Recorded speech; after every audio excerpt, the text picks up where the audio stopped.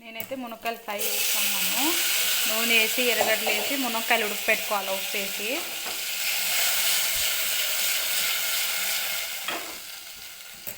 చాలా ఈజీ.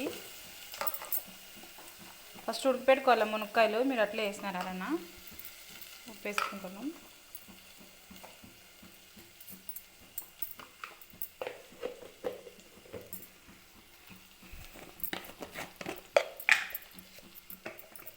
కొంచెం కారం వేసుకుందాము,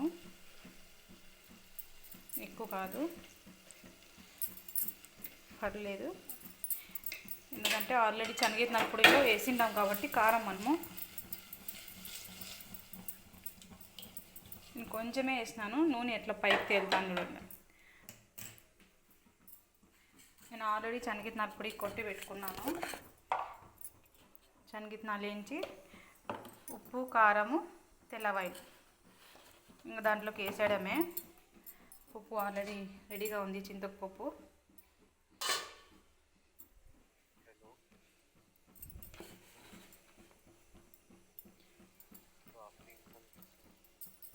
అంతే, చాలా ఈజీ.